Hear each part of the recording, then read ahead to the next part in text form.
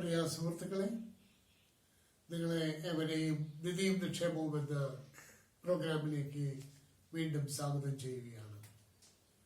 കഴിഞ്ഞ 2 ക്ലാസ്സുകളിൽ നമുക്ക് എങ്ങനെയാണ് കോടീശ്വരനാകാൻ സാധിക്കുക എന്നുള്ളതിനെ പറ്റി നിങ്ങൾക്കൊരു ചെറിയ വിവരണം ഞാൻ തരികയുണ്ടായി. അതിനുശേഷം ഈ പണം എവിടെയാണ് നിക്ഷേപിക്കേണ്ടത് എന്ന് ചോദിച്ച് പലരും എന്നെ വിളിക്കുകയുണ്ടായി, പലരും എനിക്ക് മെസ്സേജ് ഇടുകയുണ്ടായി. അപ്പം ഇന്നത്തെ ക്ലാസ് ഞാൻ തുടങ്ങാൻ പോകുന്നത് നിങ്ങൾക്ക് എവിടെയൊക്കെയാണ് പണം നിക്ഷേപിക്കാൻ പറ്റുക, എങ്ങനെയാണ് നിങ്ങളുടെ പണം വർദ്ധിപ്പിക്കാനായിട്ട് സാധിക്കുക, എവിടെ നിന്നാണ് കൂടുതൽ വരുമാനം കിട്ടുക എന്നീ കാര്യങ്ങളെ പറ്റിയിട്ടുള്ള ക്ലാസ്സുകളാണ് ഇന്ന് തരുന്നത്. അതിനുശേഷം അടുത്ത ക്ലാസ്സിൽ നിങ്ങളുടെ പണം നഷ്ടപ്പെടാതിരിക്കാൻ നിങ്ങൾ എന്തൊക്കെ ഓർക്കണം എന്നുള്ളതിനെ പറ്റിയിട്ടുള്ള ക്ലാസ്സുകൾ ഞാൻ അടുത്ത ക്ലാസ്സിൽ തരാവുന്നതാണ്. ഇന്ന് നമ്മൾ പറഞ്ഞു നമ്മുടെ 20% നമ്മുടെ വരുമാനത്തിന്റെ ഏതെങ്കിലും തരത്തിലുള്ള സേവിങ്സോ നിക്ഷേപമോ ആക്കി മാറ്റണമെന്ന് പറഞ്ഞു. സേവിങ്സും നിക്ഷേപവും തമ്മിലുള്ള മാറ്റം എന്താ വെച്ചാൽ, സേവിങ്സ് നമ്മുടെ ദൈനംദിന ജീവിതത്തിൽ എടുക്കുന്ന പണത്തെയാണ് സേവിങ്സ് എന്ന് പറയാം. അത് നമ്മൾ സേഫായിട്ട് ബാങ്കിലോ എവിടെയെങ്കിലും ഒക്കെ നിക്ഷേപിക്കുന്നതിനെയാണ് സേവിങ്സ് എന്ന് പറയാം. എന്നാൽ ഇൻവെസ്റ്റ്മെന്റ് എന്ന് പറയുന്നത് നമ്മൾ നിക്ഷേപിച്ചതിൽ നിന്ന് നമുക്ക് വലിയൊരു വരുമാനം കിട്ടണം, വലിയൊരു ഉയർച്ച ഉണ്ടാവണം, വലിയൊരു വളർച്ച ഉണ്ടാവണം. അതാണ് ഇൻവെസ്റ്റ്മെന്റിൽ നമ്മൾ പ്രധാനമായിട്ടും പ്രതീക്ഷിക്കുന്നത്. ഇൻവെസ്റ്റ് ചെയ്യുമ്പോൾ, സേവിങ്സ് ചെയ്യുമ്പോൾ നമ്മളൊരു കാര്യം ശ്രദ്ധിക്കണം, നമ്മുടെ ഇൻഫ്ലേഷൻ റേറ്റ് എത്രയാണ്. ഇൻഫ്ലേഷൻ റേറ്റിനേക്കാൾ കൂടുതലുള്ള വരുമാനം കിട്ടുന്ന പ്രോഗ്രാമുകളിൽ മാത്രമേ നമ്മൾ നിക്ഷേപിക്കാവൂ. നിക്ഷേപങ്ങളെ പറ്റി നമ്മൾ പഠനം നടത്തുകയാണെങ്കിൽ പലതരത്തിലുള്ള നിക്ഷേപ അവസരങ്ങളുണ്ട്. നമുക്കറിയാം, വളരെ ട്രഡീഷണൽ ആയിട്ട് നമ്മൾ ഇൻവെസ്റ്റ് ചെയ്യാറുള്ളതാണ് ലാൻഡ്, ബിൽഡിംഗ്, ഗോൾഡ്, ഇതിലൊക്കെയാണ് പഴയ കാലത്ത് ആളുകൾ നിക്ഷേപിച്ചിരുന്നത്. അതിലൊക്കെ നിക്ഷേപിച്ചാൽ ഒരുപക്ഷെ ക്യാപിറ്റൽ അപ്രീസിയേഷൻ ഒക്കെ ഉണ്ടാകാം, പക്ഷെ ലിക്വിഡിറ്റിയുടെ കാര്യത്തിൽ വലിയ സംശയമാണ്, പ്രത്യേകിച്ച് ഭൂമി അതുപോലെ തന്നെ ബിൽഡിംഗ് ഒക്കെ. എന്നാൽ ഗോൾഡിന്റെ കാര്യത്തിൽ ലിക്വിഡിറ്റി ഉണ്ട്, പക്ഷേ ഗോൾഡ് നിങ്ങൾ ഉദ്ദേശിച്ച തരത്തിലുള്ള ഗോൾഡ് ഇൻവെസ്റ്റ്മെന്റ് വേണോ വേണ്ടയോ എന്നുള്ളത് ഈ ക്ലാസിന്റെ അവസാനമായിട്ട് ഞാൻ പറയാവുന്നതാണ്. എന്തായാലും ബാങ്കിലെ ഡെപ്പോസിറ്റ് ആണ് നമുക്ക് സാധാരണ സേവിങ്സ് എടുത്തു വെക്കാനായിട്ട് നമ്മൾ ഉപയോഗിക്കാറ്. നമുക്ക് എല്ലാവർക്കും അറിയാവുന്ന ഒരു കാര്യമാണ് ബാങ്കിലെ നിക്ഷേപത്തിനുള്ള പ്രത്യേകത. അവിടെ ഇടുന്ന പണം എപ്പോൾ ചോദിച്ചാലും നമുക്ക് തരണം. It is repayable on demand. അത് സേവിങ്സ് ഡെപ്പോസിറ്റ് ആയാലും ശരി, റെക്കറിംഗ് ഡെപ്പോസിറ്റ് ആയാലും ശരി, ഫിക്സഡ് ഡെപ്പോസിറ്റ് ആയാലും ശരി, നമ്മൾ ചോദിച്ച പണം നമ്മൾ ചോദിച്ച നേരത്തെ തരാൻ ബാങ്കർ തയ്യാറായിരിക്കണം. അത് ഈ ബാങ്കിങ് ഡെപ്പോസിറ്റിന് മാത്രമാണ് ആ ഒരു അട്രാക്ഷൻ ഉള്ളൂ. അതിന് നമുക്കുള്ള ദോഷം എന്താണെന്ന് വെച്ചാൽ, സേവിങ്സ് ബാങ്ക് അക്കൗണ്ടിന് നമുക്ക് 4% മുതൽ 6% വരെയൊക്കെയാണ് പലിശ കിട്ടുള്ളൂ. അതേസമയം നമ്മൾ മറ്റൊരു നിക്ഷേപ പദ്ധതിയാണ് ഫിക്സഡ് ഡെപ്പോസിറ്റ്, ദീർഘകാലത്തേക്ക്. അത് നമുക്ക് ഇപ്പോൾ ഇന്നത്തെ കാലത്ത് റേറ്റ് ഒക്കെ കുറവാണ്, ഏകദേശം 8% വരെയൊക്കെ പലിശ അതിന് കിട്ടും. 7% മുതൽ 8%, സീനിയർ സിറ്റിസൺസിന് വേണമെങ്കിൽ 1% കൂടുതൽ കിട്ടും. അത് ഈ സ്മോൾ ബാങ്ക്സ് എന്ന് പറയുന്ന ചില ബാങ്കുകൾ അതിന് പലിശ കൂടുതൽ കിട്ടും. കോപ്പറേറ്റീവ് സെക്ടറിലും നമുക്ക് 8-8.5% പലിശ കിട്ടാവുന്ന സാഹചര്യങ്ങളുണ്ട്. ഇതാണ് ബാങ്കിങ് ഡെപ്പോസിറ്റ്. പിന്നെ ഒന്നുള്ളതാണ് ബാങ്കുകളിൽ റെക്കറിംഗ് ഡെപ്പോസിറ്റ്. എല്ലാ മാസവും ഒരു നിശ്ചിത സംഖ്യ അടയ്ക്കുക. ആ സംഖ്യയ്ക്ക് നമുക്ക് ഫിക്സഡ് ഡെപ്പോസിറ്റിന്റെ അതേ തന്നെ പലിശ നിരക്ക് കിട്ടുന്നതായിരിക്കും. അതൊക്കെ നമുക്ക് സാമ്പത്തികമായിട്ട് എല്ലാവർക്കും അറിയാവുന്ന ചില സത്യങ്ങളാണ്. ഞാൻ അതിലേക്ക് കൂടുതൽ സമയം ചെലവഴിക്കുന്നില്ല. പിന്നെ നമുക്ക് വേറെ തരം ഡെപ്പോസിറ്റുകളുള്ളത് നമുക്കറിയാം. നമ്മുടെ ഗവൺമെന്റ് അപ്രൂവ്ഡ് ആയിട്ടുള്ള ചില സ്കീമുകളുണ്ട്. അതുപോലെ തന്നെ നമ്മൾ ഡെപ്പോസിറ്റ് ചെയ്യുമ്പോഴേ, ഇൻവെസ്റ്റ് ചെയ്യുമ്പോൾ നമ്മൾ നോക്കേണ്ടത് റിസ്ക് റിട്ടേൺ. ചില ആളുകൾ റിസ്ക് എടുക്കാൻ വളരെ വിമുഖതയുള്ള ആൾക്കാരാകാം, വേറെ ചിലര് റിസ്ക് എടുക്കാൻ തയ്യാറുള്ളവരുണ്ടാവാം, വേറെ ചിലര് എത്ര വേണമെങ്കിലും റിസ്ക് എടുക്കും. മോഡറേറ്റ് റിസ്ക് എടുക്കാവുന്നവരുണ്ടാവും, മാക്സിമം റിസ്ക് എടുക്കാവുന്നവരുണ്ടാവും. അപ്പോൾ ഈ റിസ്കിനനുസരിച്ച് നമുക്ക് ഇൻവെസ്റ്റ്മെന്റിനെ 3 തരത്തിലേ നമുക്ക് വേണമെങ്കിൽ തരംതിരിക്കാം. ഏറ്റവും കുറവ് റിസ്ക് എടുക്കുന്ന ആളുകൾ, അവർ റിസ്ക് ഒന്നും എടുക്കാൻ തയ്യാറല്ല. പ്രത്യേകിച്ച് ഇപ്പോൾ റിട്ടയർ ചെയ്തിട്ടുള്ള ആൾക്കാരൊക്കെ ആണെങ്കിൽ അവർ എത്രയും കാലം ജോലി ചെയ്ത് അവർക്ക് കിട്ടിയ പണം റിസ്ക് എടുക്കാനായിട്ട് ഇനി അവർക്ക് സമയമില്ല. കാരണം ഇനി ഒരു അംഗത്തിന് നേരമില്ല. അപ്പൊ അവരെന്ത് ചെയ്യും? അങ്ങനെയുള്ള പൈസയൊക്കെ ബാങ്കുകളിൽ നിക്ഷേപിക്കും സാധാരണ. അപ്പൊ ബാങ്കിലെ ഡെപ്പോസിറ്റിന് നമ്മൾ നേരത്തെ കണ്ട പോലെ നമുക്ക് പലിശ കിട്ടും, വേറെ ക്യാപിറ്റൽ അപ്രീസിയേഷൻ ഇല്ല. അതിന് നമ്മൾ ഇട്ട പൈസയ്ക്ക് വേറെ വർധനമില്ല, പലിശ ഒഴിച്ച് വേറെ ഒരു മെച്ചം അതിനില്ല. പക്ഷേ നമ്മുടെ പണം പോവില്ല എന്നുള്ളതാണ് അതിൻ്റെ ഏറ്റവും വലിയ അട്രാക്ഷൻ. പക്ഷേ കുറച്ച് റിസ്ക് എടുക്കാം. നമ്മൾ പറയാറുണ്ട് ഷെയർ മാർക്കറ്റിൽ വളരെ ഉയർച്ചകളും താഴ്ചകളും ഒക്കെ കാണുന്നുണ്ട്. ഈ ഷെയർ മാർക്കറ്റിൽ പണം ഇട്ടാൽ എങ്ങനെ?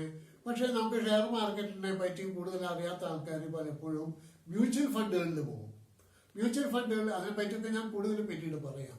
അപ്പോൾ മ്യൂച്വൽ ഫണ്ടിലൊക്കെ നമുക്ക് റിസ്ക് കുറച്ചുണ്ട്, എന്നാലും ഷെയർ മാർക്കറ്റിലെ പോലെ അത്ര വലിയ റിസ്ക് ഇല്ലാത്ത ഒരു ബിസിനസ്സാണ് മ്യൂച്വൽ ഫണ്ടുകളിലെ പണം നിക്ഷേപിക്കുക എന്നുള്ളത്. അപ്പൊ അതിന് നമുക്ക് ഈ സാധാരണ ബാങ്കിൽ ഡെപ്പോസിറ്റിനേക്കാൾ കുറച്ചുകൂടെ ഉയർന്ന വരുമാനമാണ് നമുക്ക് അതിൽ പ്രതീക്ഷിക്കാവുന്നത്. അതിന് മാർക്കറ്റ് റിസ്ക് ഒക്കെ ഉണ്ട് എന്നുള്ളത് സത്യം തന്നെയാണ്. ഇപ്പോൾ ഫോർ എക്സാമ്പിൾ നമ്മുടെ കൊറോണ വൈറസ് വന്നതിന് ശേഷം മാർക്കറ്റ് വളരെയധികം താഴെ വരികയുണ്ടായി. ഇനി ചിലപ്പോൾ കുറച്ച് കഴിഞ്ഞാൽ കയറി പിന്നെയും പോവുകയൊക്കെ ചെയ്യും. അതൊക്കെ സർവ്വസാധാരണമാണ്. അതിലേക്കൊക്കെ ഞാൻ പിന്നീട് വരാം. അപ്പോൾ അങ്ങനെയുള്ള മ്യൂച്വൽ ഫണ്ടുകളിൽ ഇൻവെസ്റ്റ് ചെയ്യാം. പിന്നെയുള്ളൊരു ഫൈനാൻഷ്യൽ അസറ്റ് നമുക്ക് ഇൻവെസ്റ്റ് ചെയ്യാൻ പറ്റുന്നതാണ് ഷെയർ മാർക്കറ്റിൽ, കമോഡിറ്റീസ് മാർക്കറ്റിൽ. ഇതിലൊക്കെ ഇൻവെസ്റ്റ് ചെയ്യുമ്പോൾ അതിനെ പറ്റി നല്ല അറിവ് വേണം. പക്ഷെ അതിനുള്ളൊരു ഗുണം എന്താ വെച്ചാൽ നല്ല അറിവും വിവരമുള്ളവൻ അതിന് ഇൻവെസ്റ്റ് ചെയ്യുകയാണെങ്കിൽ നമുക്ക് അതിന് കിട്ടാവുന്ന ലാഭം അല്ലെങ്കിൽ അതിന് കിട്ടാവുന്ന റിട്ടേൺ നമ്മുടെയൊക്കെ മനസ്സുകളുടെ കണക്ക് കൂട്ടലിൻ്റെ ഒക്കെ അപ്പുറത്താണ്. അതുപോലെ തന്നെ പൈസ പോകാനുള്ള സാധ്യതയുണ്ട്. അപ്പോൾ വളരെ സൂക്ഷിച്ച് വേണം ഈ ഷെയർ മാർക്കറ്റിൽ നിക്ഷേപിക്കാനും അത് റിട്ടേൺ പ്രതീക്ഷിക്കാനും. അപ്പോൾ അറിയാത്ത ആളുകൾ ഷെയർ മാർക്കറ്റിനെ പറ്റി വളരെ അറിവില്ല, അത് റിസ്കിയാണെന്ന് അറിയുന്ന ആൾക്കാർ ബുദ്ധിപൂർവമായിട്ട് മ്യൂച്വൽ ഫണ്ടുകളിലാണ് ഇൻവെസ്റ്റ് ചെയ്യാറ്. ഷെയർ മാർക്കറ്റിൽ ഇപ്പോൾ നമുക്ക് അറിയാം, ഇപ്പോൾ ഇൻഫോസിസ് കമ്പനി അല്ലെങ്കിൽ വിപ്രോ അല്ലെങ്കിൽ നമ്മുടെ ഒരുപാട് വമ്പൻ കമ്പനികളിലൊക്കെ 10,000-10,000 രൂപ 25 വർഷം മുമ്പ് ഷെയർ വാങ്ങിയിട്ടുള്ളവന് ഇന്ന് കിട്ടാൻ പോകുന്നത് 2 കോടി 3 കോടി 4 കോടി രൂപയൊക്കെയാണ് കിട്ടുക. അപ്പൊ അത്രമാത്രം വളർച്ച ഈ തരം ഷെയറുകളിൽ നിക്ഷേപിക്കുമ്പോൾ കിട്ടും. എന്തായാലും റിസ്ക് എടുക്കാൻ കഴിയുന്ന ആളുകൾ മാത്രമേ അത്തരം ഡെപ്പോസിറ്റുകളിലേക്ക് പോകേണ്ടതായിട്ടുള്ളൂ. ഇനി ഞാൻ പറഞ്ഞു, ബാങ്കുകളെ പോലെ തന്നെ ഗവൺമെന്റും ചില സ്കീമുകളൊക്കെ നമുക്ക് തരുന്നുണ്ട്. ബാങ്ക് ഡെപ്പോസിറ്റ് ഞാൻ പറഞ്ഞു, സേവിങ്സ് ബാങ്ക് അക്കൗണ്ടിനും സാധാരണ പലിശ കുറവായിരിക്കും. റെക്കറിംഗ് ഡെപ്പോസിറ്റിനും ഫിക്സഡ് ഡെപ്പോസിറ്റിനും സാധാരണ പലിശ കൂടുതലായിരിക്കും. ഇന്ന് പലിശകളൊക്കെ കുറഞ്ഞ് 8% അതിന് താഴേക്ക് ആയി തുടങ്ങിയിട്ടുണ്ടെന്ന് മാത്രം. ഇതുപോലെ തന്നെ ഗവൺമെന്റ് സ്കീമിലുള്ള പല നിക്ഷേപങ്ങളിലും ഒന്നാണ് NSC, നാഷണൽ സേവിംഗ് സർട്ടിഫിക്കറ്റ്. അത് നമുക്ക് ഏകദേശം 8% പലിശയാണ് അത് തരിക. അതുപോലെ തന്നെ മറ്റൊന്നാണ് പബ്ലിക് പ്രൊവിഡന്റ് ഫണ്ട്, PPF. നമ്മുടെ ഉദ്യോഗസ്ഥന്മാർക്കൊക്കെ പ്രൊവിഡന്റ് ഫണ്ട് നമ്മുടെ ജോലി സ്ഥലത്ത് വെച്ച് തന്നെ അത് നമ്മുടെ സാലറിയിൽ നിന്ന് ഡിഡക്ട് ചെയ്യും. എന്നാൽ ജോലി ഇല്ലാത്ത ആളുകൾക്ക് തുടങ്ങാവുന്ന ഒരു പ്രൊവിഡന്റ് ഫണ്ട് സ്കീമാണ് പബ്ലിക് പ്രൊവിഡന്റ് ഫണ്ട്. അതിലും ഏകദേശം 8% കിട്ടും. പിന്നെ ഒന്നുള്ളത് പോസ്റ്റ് ഓഫീസ് സേവിംഗ് സ്കീമുകളാണ്. അതിൽ ഈ പറഞ്ഞമാരെ മന്ത്ലി അല്ലെങ്കിൽ ഇയർലി അല്ലെങ്കിൽ ടൈം ഡെപ്പോസിറ്റ്, റെക്കറിംഗ് ഡെപ്പോസിറ്റ് എന്നൊക്കെ പറഞ്ഞിട്ടുള്ള ഡെപ്പോസിറ്റ് സ്കീമുകളുണ്ട്. ഇപ്പോൾ ഒക്കെ 7-8% മാത്രമാണ് അതിനൊക്കെ പലിശ കിട്ടുന്നത്. പിന്നെ ഈക്വിറ്റി ലിങ്ക്ഡ് സ്കീമുകളുണ്ട്, സേവിംഗ് സ്കീമുകൾ. അതിലും വേണമെങ്കിൽ നമുക്ക് പൈസ ഇൻവെസ്റ്റ് ചെയ്യാവുന്നതാണ്. പിന്നെ ഇൻഫ്രാസ്ട്രക്ചർ ബോണ്ടുകൾ, അത് ബോണ്ടുകൾ പലപ്പോഴും ഗവൺമെന്റ് അംഗീകൃത ബോണ്ടുകൾ പല കമ്പനിക്കാരും ഇറക്കും. ഉദാഹരണത്തിന് നമ്മുടെ ടാക്സ് ബെനിഫിറ്റ് കിട്ടുന്നതിന് വേണ്ടി അത് 20,000 രൂപ വരെ അഡീഷണൽ ബെനിഫിറ്റ് കിട്ടുന്ന ബോണ്ടുകൾ, അതാണ് ഇൻഫ്രാസ്ട്രക്ചർ ബോണ്ടുകൾ. പിന്നെ കിസാൻ വികാസ് പത്ര എന്ന് പറഞ്ഞിട്ട് വേറൊരു സ്കീം. ഇത്രയാണ് നമുക്ക് വ്യത്യസ്തമായിട്ടുള്ള ഗവൺമെന്റ് എയ്ഡഡ് പ്രോഗ്രാമുകൾ, സ്കീമുകൾ. ഇനി നമുക്ക് ബോണ്ടുകൾ, ഡിബഞ്ചറുകൾ എന്നീ 2 മേഖലയാണ് നമുക്ക് ഇൻവെസ്റ്റ് ചെയ്യാനായിട്ടുള്ളത്. ബോണ്ടുകളിൽ നേരത്തെ പറഞ്ഞ പോലെ ഇൻഫ്രാസ്ട്രക്ചർ ബോണ്ടുകളുണ്ട്. ഉദാഹരണത്തിന് നബാർഡിന്റെ അല്ലെങ്കിൽ നാഷണൽ ഹൈവേ അതോറിറ്റി ഓഫ് ഇന്ത്യയുടെ അല്ലെങ്കിൽ RECയുടെ അല്ലെങ്കിൽ RBIയുടെ ഇവരുടെയൊക്കെ ബോണ്ടുകൾ കാലാകാലങ്ങളിൽ അവരിറക്കുന്നതായിരിക്കും. അതിന് താരതമ്യേന പലിശ കുറവായിരിക്കും. കാരണം അത് ഫുള്ളി ഗവൺമെന്റ് ഓൺഡ് ഇൻസ്റ്റിറ്റ്യൂഷൻസ് ആയതുകൊണ്ട് പലിശ കുറവാണ് അവർ തരാറുള്ളൂ. 7-6-7% പലിശയൊക്കെയാണ് കിട്ടുക. അതേപോലെ തന്നെ മറ്റൊരു ഇതിന് സാധാരണയായിട്ട് ഇതിന്റെ ക്രെഡിബിലിറ്റി കൂടുതലാണ്. മിനിമം 6, 7 വർഷമൊക്കെ നമ്മളത് ഡെപ്പോസിറ്റ് ചെയ്തിട്ടൊക്കെ എടുക്കേണ്ടി വരും. അതിനുള്ളൊരു ഗുണം എന്താന്ന് വെച്ചാല് പൈസ നമുക്ക് പോവില്ല. മറ്റേ ഞാൻ പറഞ്ഞു പലിശ കൂടും തോറും നമുക്ക് റിസ്കുകൾ കൂടും. പിന്നെ ഒന്നുള്ളതാണ് ഡിബഞ്ചർ. സാധാരണ കമ്പനികളാണ് കടപ്പത്രങ്ങൾ ഇറങ്ങുക. ഈ കടപ്പത്രങ്ങൾ ഇറങ്ങുമ്പോഴത്തെ ഗുണം എന്താണെന്ന് വെച്ചാല് അത് 3 തൊട്ട് 10 വർഷം വരെയാണ് അതിന്റെ പീരീഡ്. അത് പലിശ കൂടുതലായിരിക്കും. അതിന് കിട്ടുന്ന റിട്ടേൺ മിക്കതും ചിലപ്പോൾ നമ്മൾ കാണാറുണ്ട്. നോൺ ബാങ്കിങ് ഫൈനാൻസ് കമ്പനീസിന്റെ ഒക്കെ ഡിബഞ്ചറുകൾ ഈയിടെയായിട്ട് പലതും നിങ്ങൾ ശ്രദ്ധിച്ചു കാണും. അത് കൺവെർട്ടബിൾ ഉണ്ട്, നോൺ കൺവെർട്ടബിൾ ഉണ്ട്, പാർഷ്യലി കൺവെർട്ടബിൾ എന്നൊക്കെ പറഞ്ഞ് പലതരം ഡിബഞ്ചറുകളുണ്ട്. എന്താവട്ടെ, ഈ ഡിബഞ്ചറുകളൊക്കെ ചിലപ്പോൾ 10 മേലെയും പലിശ നമുക്ക് കിട്ടാനുള്ള സാധ്യതയുണ്ട്. ഒരു പക്ഷേ ഡിബഞ്ചറുകൾ ഇറക്കുമ്പോൾ കൂടുതൽ പലിശ കിട്ടുന്നുണ്ട്. പക്ഷേ ഈ ഡിബഞ്ചറുകളൊക്കെ ഇറക്കുന്ന കമ്പനികളുടെ വിശ്വാസ്യത, ഇപ്പോഴത്തെ കാലത്ത് ഈ റേറ്റിംഗ് എന്ന് പറഞ്ഞൊരു പരിപാടിയുണ്ട്. ക്രെഡിറ്റ് റേറ്റിംഗ്, ക്രിസിലെ ക്രെഡിറ്റ് റേറ്റിംഗ് ഏജൻസികളുടെ റേറ്റിംഗ് ഉണ്ടെങ്കിൽ, നല്ല റേറ്റിംഗ് ഉണ്ടെങ്കിൽ നമുക്ക് അത്തരം കമ്പനികളിലെ ഡിബഞ്ചർ മേടിക്കുന്നതിന് തെറ്റുകളൊന്നുമില്ല, കൂടുതൽ പലിശ കിട്ടും. പിന്നെ ഒന്നാണ് കമ്പനി ഫിക്സഡ് ഡെപ്പോസിറ്റ്. നമ്മൾ ബാങ്കുകളിൽ ഡെപ്പോസിറ്റ് സ്വീകരിക്കുന്ന പോലെ തന്നെ കമ്പനികളും ഫിക്സഡ് ഡെപ്പോസിറ്റ് എടുക്കും. അവരുടെ പലിശ നിരക്ക് സാധാരണ ബാങ്ക് ഡെപ്പോസിറ്റിനേക്കാൾ കൂടുതലായിരിക്കും. പക്ഷെ ഇതിനൊക്കെയുള്ള ഒരു പ്രയാസം എന്താ വെച്ചാൽ കമ്പനി ഫിക്സഡ് ഡെപ്പോസിറ്റുകളോ ഡിബഞ്ചറുകളോ ബോണ്ടുകളിലോ ഒക്കെ ഇറക്കി കഴിഞ്ഞാൽ ആ പണം ഇടയ്ക്ക് വെച്ച് നമുക്ക് പിൻവലിക്കണമെന്ന് പറഞ്ഞാൽ സാധ്യമല്ല. അതിന്റെ മെച്യൂരിറ്റി വരെ നമ്മൾ കാത്തിരിക്കേണ്ടി വരും. അതിന്റെ കാലാവധി കഴിയുന്ന വരെ നമ്മൾ കാത്തിരിക്കേണ്ടി വരും. അപ്പൊ അങ്ങനെ ഒരു ദോഷം അതിനുണ്ട്. നമുക്ക് ഇമ്മീഡിയറ്റ് ആയിട്ടൊരു ആവശ്യം വരുമ്പോൾ പിൻവലിക്കണമെങ്കിൽ അത് ബാങ്ക് ഡെപ്പോസിറ്റുകൾക്ക് മാത്രമേ സാധിക്കുള്ളൂ. അപ്പോ കമ്പനി ഫിക്സഡ് ഡെപ്പോസിറ്റുകൾക്ക് നമുക്ക് കാണാം. ഇനി നമുക്ക് വേറൊന്ന് കാണാനുള്ളത് നമ്മുടെ മ്യൂച്വൽ ഫണ്ടുകളാണ്. ഞാൻ നേരത്തെ പറഞ്ഞു, മ്യൂച്വൽ ഫണ്ട് വളരെ മനോഹരമായിട്ടുള്ള ഒരു നിക്ഷേപ ഏരിയയാണ്. അതിലെ ഇതുപോലെ തന്നെ ഷെയറുകൾ, മ്യൂച്വൽ ഫണ്ട് കമ്പനികാരെ ഷെയറുകൾ വാങ്ങിച്ച് ആ ലാഭം അവർ വീണ്ടും അതിന്റെ യൂണിറ്റ് ഹോൾഡേഴ്സ് എന്നാണ് പറയുക. സാധാരണ മ്യൂച്വൽ ഫണ്ടിൽ പണം ഇറക്കുമ്പോൾ ഈ പണം ഇറക്കുന്നവര് കിട്ടുന്നതിന് പറയുക ഷെയർ എന്നല്ല പറയുക, യൂണിറ്റുകൾ എന്നാണ് പറയുക. ഉദാഹരണത്തിന് നമ്മളൊരു 600 റുപ്യ നമ്മൾ കൊടുത്തു, 10 റുപ്യാണ് അതിന്റെ NAV എന്നുണ്ടെങ്കിൽ നമുക്ക് 60 യൂണിറ്റ് കിട്ടും. ഇവര് ഈ ബാങ്ക് ഈ മ്യൂച്വൽ ഫണ്ട് കമ്പനി, ഇന്ത്യയിൽ ഏകദേശം 33ഓളം മ്യൂച്വൽ ഫണ്ടുകൾ കമ്പനികളുണ്ടെന്നാണ് പറഞ്ഞത്. ആയിരക്കണക്കിന് സ്കീമുകളുണ്ട്. അതില് open end scheme, closed end scheme എന്നൊക്കെ പറഞ്ഞ് വ്യത്യസ്ത സ്കീമുകളുണ്ട്. ഓപ്പൺ എൻഡ് സ്കീമിലാണെങ്കിൽ നമുക്ക് എപ്പോ വേണമെങ്കിലും പൈസ ഇടാം, പൈസ എടുക്കാം. ക്ലോസ്ഡ് എൻഡ് ആണെങ്കിൽ ആ കാലാവധിക്കുള്ളിൽ മാത്രമേ പണം എടുക്കാനും പറ്റുള്ളൂ, ഇടാൻ പറ്റുള്ളൂ. പിന്നെ എടുക്കണമെങ്കിൽ അതിന്റെ കാലാവധി കഴിയണം. അതിന് വേണമെങ്കിൽ ലിക്വിഡിറ്റി കിട്ടാൻ വേണ്ടി പല സന്ദർഭങ്ങളിലും ക്ലോസ്ഡ് എൻഡ് സെക്യൂരിറ്റി മ്യൂച്വൽ ഫണ്ടുകളാണെങ്കിൽ അവരെ സ്റ്റോക്ക് എക്സ്ചേഞ്ചുകളിൽ ലിസ്റ്റ് ചെയ്യാറുണ്ട്. അങ്ങനെ വരുമ്പോൾ നമുക്ക് വേണമെങ്കിൽ ലിക്വിഡിറ്റി വീണ്ടും കിട്ടും. അപ്പോൾ ഈ ക്ലോസ്ഡ് എൻഡ്, ഓപ്പൺ എൻഡ് എന്ന് പറയുന്നത് പല സ്കീമുകൾ അവിടെ ഉണ്ട്. അതിലെന്നെ ഗ്രോത്ത് ഫണ്ടുകൾ ഉണ്ടാവും, ഇക്വിറ്റി ഫണ്ടുകൾ ഉണ്ടാവും, ബോണ്ട് ഫണ്ടുകൾ ഉണ്ടാവും, പല പേരിലുള്ള വ്യത്യസ്തമായിട്ടുള്ള സ്കീമുകൾ ഉണ്ടാവും.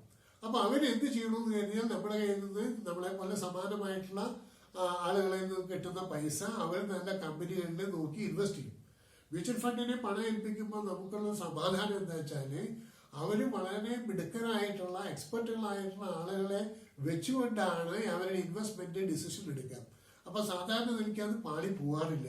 എന്നാലും മാർക്കറ്റ് റിസ്കുകളൊക്കെ വരുമ്പോൾ റിസ്കൊക്കെ ഇവരെയും ബാധിക്കാറുണ്ട്, അതിന് സംശയമൊന്നുമില്ല. ആ ഒരു ഭവിഷ്യത്ത് അതുണ്ട്. ഞാൻ പറയുന്നു, റിസ്ക് എടുക്കുമ്പോൾ നമുക്ക് ലാഭം കൂടും, ലാഭം കൂടുമ്പോൾ റിസ്ക് കൂടും. ഇതൊക്കെ പരസ്പര പൂരകങ്ങളാണ്.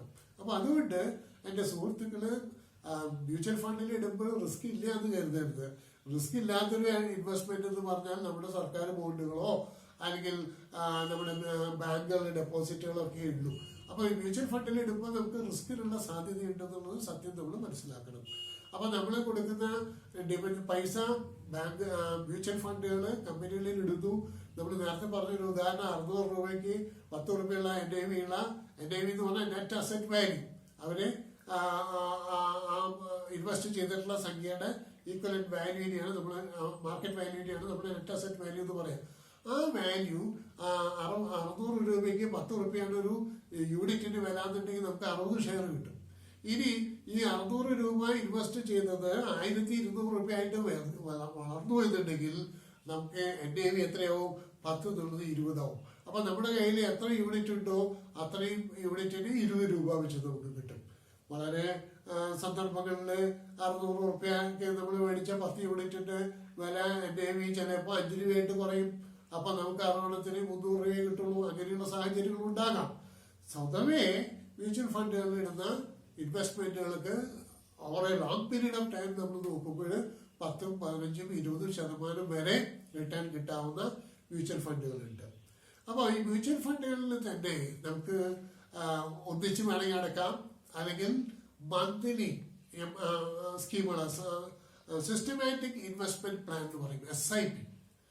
ഒരുമിച്ച് ഇടുമ്പോഴത്തെ ദോഷം അത് ചിലപ്പോൾ നമ്മൾ വളരെയധികം സെൻസെക്സ് ഉയർന്നു നിൽക്കുന്ന സമയത്ത് അല്ലെങ്കിൽ ഇൻഡെക്സ് ഉയർന്നു നിൽക്കുന്ന സമയത്താണ് പൈസ ഇട്ടെങ്കിൽ ഇൻഡെക്സ് കുറയുന്ന സമയത്ത് ചിലപ്പോൾ നമ്മൾ ഇട്ട പൈസ വളരെയധികം കുറയാൻ സാധ്യതയുണ്ട്. പക്ഷേ സിസ്റ്റമാറ്റിക് ഇൻവെസ്റ്റ്മെന്റ് പ്ലാൻ ഏറ്റവും ബ്യൂട്ടിഫുൾ ആയിട്ടുള്ള ഒരു ഇൻവെസ്റ്റ്മെന്റ് സ്കീമാണ് എനിക്ക് നിങ്ങളോടൊപ്പം ഉപദേശിക്കാനുള്ളത്. ഈ മ്യൂച്വൽ ഫണ്ടുകളുടെ സിസ്റ്റമാറ്റിക് ഇൻവെസ്റ്റ്മെന്റ് പ്ലാൻ. ഞാൻ നിങ്ങളോട് പറഞ്ഞു എല്ലാ ദിവസവും 100 രൂപ വെച്ച് മാറ്റി വെക്കണം, അല്ലെങ്കിൽ 200 രൂപ വെച്ച് മാറ്റി വെക്കണം എന്ന് പറയുന്ന തരത്തിലുള്ള ഫണ്ട് നമ്മൾ ഈ SIPയിൽ തുടങ്ങുകയാണെങ്കിൽ, നമ്മൾ പറയുന്ന ഏതെങ്കിലും മ്യൂച്വൽ ഫണ്ടുകളുടെ SIPയിൽ ചേരുകയാണെങ്കിൽ, ഞാൻ എന്താ പറയുന്നു, ഏറ്റവും കൂടുതൽ ബെനിഫിറ്റ് അതിനാണ് കിട്ടുക. മാർക്കറ്റിന്റെ കയറ്റത്തിനും ഇറക്കത്തിനും ഒക്കെ അനുസരിച്ച് നമ്മുടെ യൂണിറ്റിലും ഏറ്റക്കുറച്ചിലും ഉണ്ടാവും. ഞാൻ നേരത്തെ പറഞ്ഞു, ഉദാഹരണത്തിന് 60 റുപ്യ 600 റുപ്യ നമ്മൾ ഇൻവെസ്റ്റ് ചെയ്യണു, നമുക്ക് ആ സമയത്ത് 10 റുപ്യാണ് NAV കരുതുക, നമുക്ക് 60 യൂണിറ്റ് കിട്ടും. അങ്ങനെ ഉണ്ടായിരിക്കുന്ന സമയത്ത് ചിലപ്പോൾ 1200 റുപ്യ ആകുമ്പോൾ അടുത്ത പ്രാവശ്യം നമ്മൾ 600 റുപ്യ അടയ്ക്കുമ്പോൾ നമുക്ക് 60 പകരം 30 തന്നെ കിട്ടുള്ളൂ.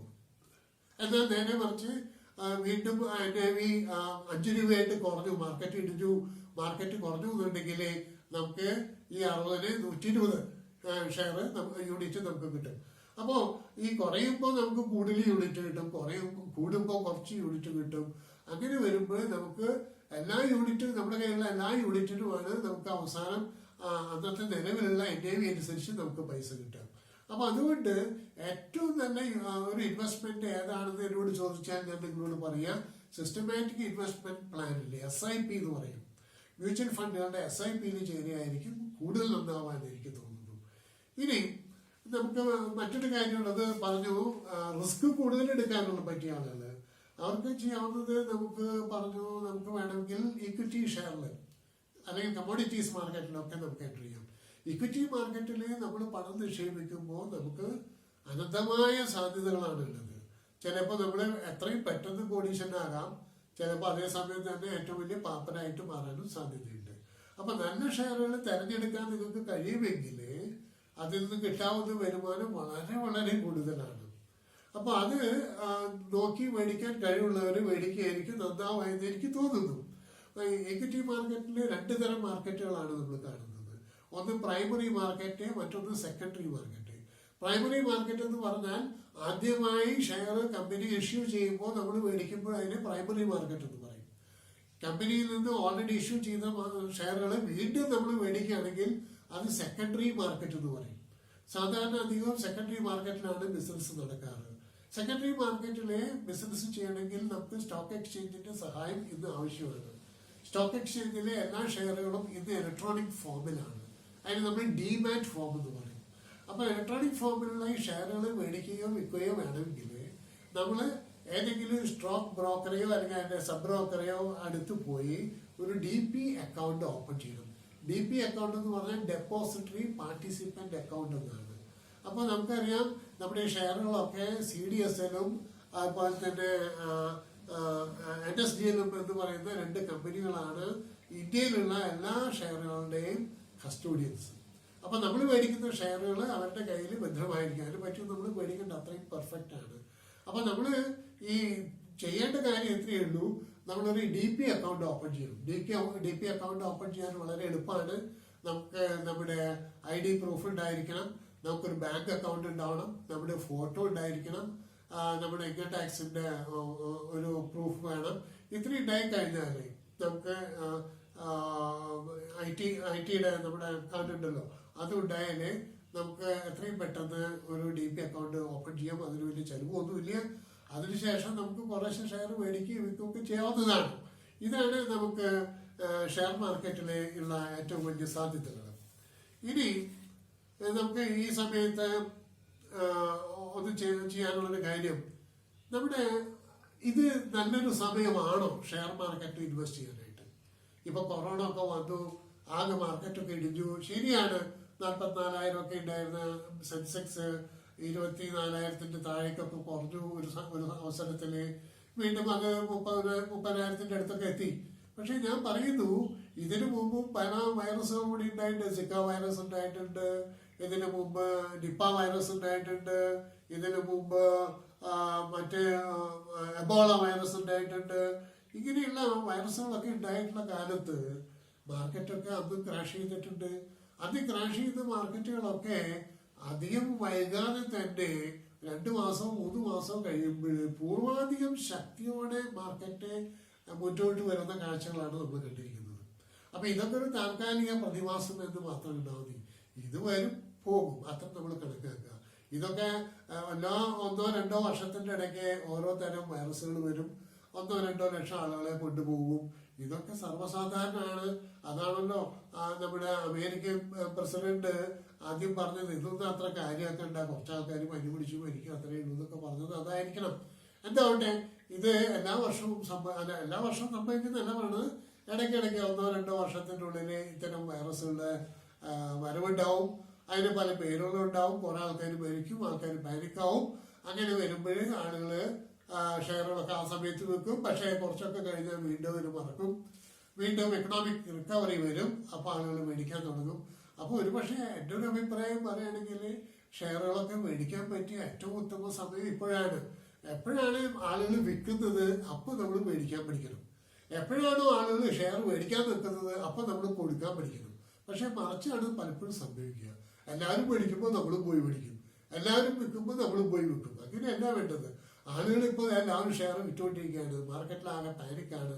ആ സമയത്ത് നമ്മൾ മേടിക്കാനായിട്ടുള്ള ഒരു മനസാന്നിധ്യം നമുക്ക് ഉണ്ടാവണം. നമ്മുടെ കയ്യിൽ പണം ഉണ്ടെങ്കിൽ, നീക്കിയിരിക്കാനുള്ള പണം ഉണ്ടെങ്കിൽ. ഞാൻ വീണ്ടും പറയുന്നു, കടമെടുത്ത് ആരും ഇൻവെസ്റ്റ് ചെയ്യരുത്.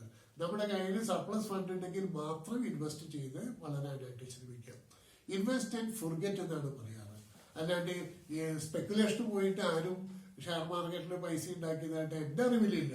അപ്പൊ അതുകൊണ്ട് നമുക്ക് മാറ്റിവെക്കാനുള്ള ഫണ്ട് ഉണ്ടെങ്കിൽ ഇപ്പോൾ കുറച്ച് നല്ല കമ്പനികളുടെ ഷെയർ മേടിച്ചു വെക്കാൻ പറ്റിയ ഉത്തമ സമയമാണ്. ഞാൻ വീണ്ടും നിങ്ങൾക്ക് ഉറപ്പ് തരുന്നു, കുറച്ച് 2-3-4 മാസമൊക്കെ കഴിയുമ്പോൾ സാധാരണ നിലയ്ക്ക് ഇത്തരം മാർക്കറ്റുകളൊക്കെ വീണ്ടും കയറി വരാനുള്ള സാധ്യതയുണ്ട്. ഇനി ഞാൻ നിങ്ങളോട് പറഞ്ഞു, സ്വർണത്തിന്റെ കാര്യത്തിൽ പല ആളുകൾക്കും സ്വർണത്തിന് ഇട്ടിരുന്നെങ്കിൽ കൂടുതൽ മെച്ചമുണ്ടായാലേ. ഞാൻ വീണ്ടും നിങ്ങളോട് പറയുന്നു, സ്വർണത്തില് പണം നിക്ഷേപിക്കുന്നുണ്ടെങ്കിൽ ഇന്ന് നിങ്ങൾക്ക് ഏറ്റവും എളുപ്പമുള്ളത് ഗോൾഡ് എക്സ്ചേഞ്ച് ട്രേഡഡ് ഫണ്ട് എന്ന് പറയുന്ന ഒരു ഇൻസ്ട്രുമെന്റ് കിട്ടും. സാധാരണ നമ്മൾ ഗോൾഡൊക്കെ മേടിക്കാൻ പോയി കഴിഞ്ഞാൽ അതിന് പണിക്കൂലി, പണിക്കുറവ് എന്നൊക്കെ പറഞ്ഞ് കണ്ടമാനം ചാർജ് വരും. ചിലപ്പോൾ 3, 4, 5, 10, 20% ഒക്കെ കൂലി ഇടുന്ന ചില തരം സ്വർണ്ണാഭരണങ്ങൾ നമ്മൾ കണ്ടിട്ടുണ്ട്. അത്തരം സ്വർണ്ണാഭരണങ്ങൾ നമ്മൾ പൈസയ്ക്ക് വേണ്ടി വിൽക്കാൻ ചെല്ലുമ്പോൾ എന്താ ഉണ്ടാവുക, ഈ പണിക്കൂലിയൊക്കെ പോയി പിന്നെ വേറെ 5-10% വീണ്ടും അത് കുറയ്ക്കുന്നതാണ് നമ്മുടെയൊക്കെ അനുഭവം. അപ്പോ ഒരു നിക്ഷേപം എന്നുള്ള നിലയ്ക്ക് ഗോൾഡ് ഓർണമെന്റ്സ് മേടിക്കുന്നതിന് എനിക്ക് തീരെ അഭിപ്രായമില്ല. അതിന് പകരം ഒരു നിക്ഷേപം ഗോൾഡ് നല്ലതാണ്. ഇപ്പൊ കഴിഞ്ഞ കുറച്ച് കാലങ്ങളായിട്ട് ഗോൾഡ് പെട്ടെന്ന് കയറുകയായിരുന്നു. 1 ഗ്രാമിന് 2,600-700 റുപ്യന്റെ എന്നൊക്കെ പോയി 4,000-ന് മേലെ ആയ സിറ്റുവേഷനായി. അപ്പൊ അങ്ങനെ അതിന്റെ ലാഭം കിട്ടണമെങ്കിൽ മറ്റേത് നമ്മൾ സ്വർണ്ണ ആഭരണം മേടിച്ചാൽ സ്വർണ്ണ കടക്കാർക്കാണ് ലാഭം. നമുക്ക് ലാഭം കിട്ടണമെങ്കിൽ എൻ്റെ അഭിപ്രായത്തിൽ ഗോൾഡ് എക്സ്ചേഞ്ച് ട്രേഡഡ് ഫണ്ടുകൾ അത് സ്റ്റോക്ക് എക്സ്ചേഞ്ചിൽ കിട്ടും. അത് മേടിച്ചു കഴിഞ്ഞാൽ നമുക്ക് എന്താണോ വിൽക്കാൻ തോന്നുന്നത് അന്ന് കൊണ്ടുപോയി വിൽക്കാം. അപ്പൊ അതിന് നമുക്ക് അന്നത്തെ റേറ്റ് വെച്ച് നമുക്ക് പൈസ കിട്ടും. നമുക്ക് അതിന് വേറെ ഒരു നഷ്ടവും വരില്ല. അതാണ് ഗോൾഡ് എക്സ്ചേഞ്ച് ട്രേഡഡ് ഫണ്ടിനെ പറ്റി എനിക്ക് നിങ്ങളോട് പറയാനുള്ളത്. ഇത്രയും കഴിഞ്ഞുകൊണ്ട് ഞാൻ ഇന്നത്തെ ക്ലാസ്സുകൾ നിർത്തുകയാണ്. ഇനി നാളെ അല്ലെങ്കിൽ അടുത്ത ദിവസത്തെ ക്ലാസ്സിൽ എനിക്ക് നിങ്ങളോട് പറയാനുള്ളത്, ഇനി നമ്മുടെ ഈ വിലപ്പെട്ട പൈസ നഷ്ടപ്പെടാതിരിക്കാനായിട്ടുള്ള എന്തെല്ലാം കരുതലുകൾ നമ്മൾ ചെയ്യണം, അതിനെ പറ്റിയുള്ള ക്ലാസ് ഞാൻ നിങ്ങൾക്ക് അടുത്ത ദിവസം തരുന്നുണ്ട്. എന്തായാലും ഇത്രയും നേരം എൻ്റെ ക്ലാസ്സുകൾ കേട്ടിരുന്നു. നിങ്ങൾക്ക് ഏവർക്കും നന്ദി, നമസ്കാരം, സന്തോഷം.